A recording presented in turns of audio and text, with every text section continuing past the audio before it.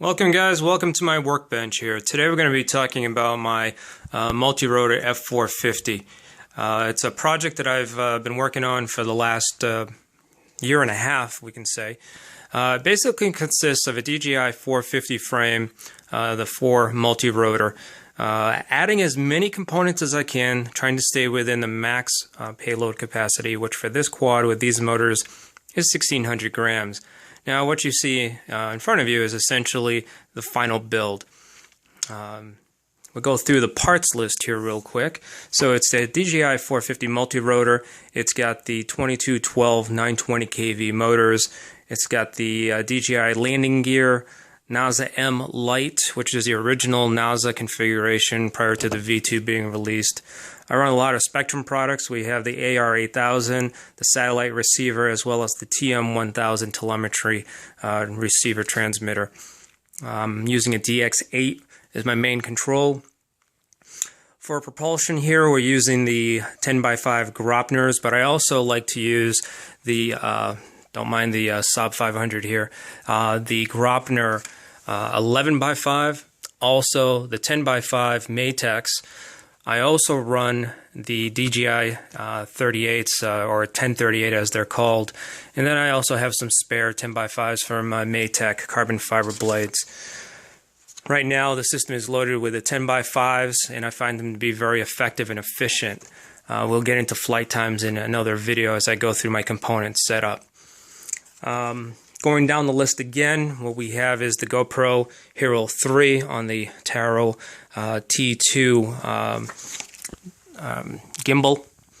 I've got a custom mount that I've made, and that's another video in the making. For video transmission, I'm using the Immersion RC 5.8 gigahertz video audio transmitter, nicely tucked up underneath the frame with my antenna here, which is the SpiroNet antenna. For FPV, I've got a separate little ground station. I have used the GoPro previously with the Fat Shark goggles, but I wear prescription eyewear, and the goggles do have their limitation, especially when it comes to fogging. So what I've done now is upgraded just recently to a 7-inch monitor. It is the RX LCD. Come on, camera. Piece of shit camera, come on. Whatever. But you can see that it's got basically just diversity set up. I've got the Immersion RC antenna as well as the antenna that comes with the system. So that's a new setup that I'm going to be testing. Battery-wise, they're heavy but very reliable.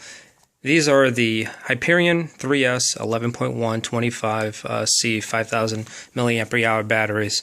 I say they're heavy because they're 390 grams, and that's a lot of weight. However, you need power to get into the air, and my whole design here is basically to get at least fully loaded 10 minutes of flight time. That's my goal. So future videos will actually entail very deep dive analysis into props, flight time with different types of props, maintaining everything being equal, the only difference being the prop size and pitch. We'll go into that. How I made this custom mount here, utilizing some everyday components. Also talk about the cable modification that I made here to actually utilize the USB out into the Immersion RC. We'll talk about how I came up with my wiring layout as well as component placement, and we'll also be talking about FPV. So this is a quick snapshot introduction to what I have, what I've been building, and the video series that I plan on putting out very shortly. It's going to be a comprehensive piece by piece, component by component review specific to flight time, efficiency, as well as how to get this system running as stable as possible. We'll go into gains and setups specific to blade size and how gains are affected by the different types of blades, and really how I built it and why I built it. We'll actually go into that. So this is going to be a release video, unedited, raw. I want to get some feedback. I want to understand what the population out there on YouTube, specific to the F450, wants to learn about. As you can see, I also fly helis. I've got some vintage RC cars and some old Futaba radios. So I've done it all, from full canopy or enclosed helis. So I do fly 3D. I've got a Saab Goblin. I've got some build videos that I'm putting together for that.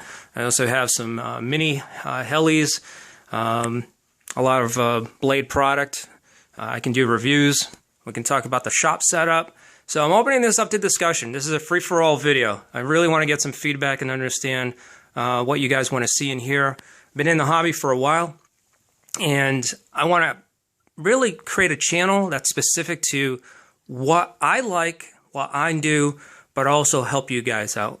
I've got a lot of lessons learned, a lot of tips and tricks, and I just don't want to be putting out videos for the sake of putting out videos. So hit me up, let me know what you want to see, and hopefully this channel will grow and advance, and we can actually have fun. Thanks again.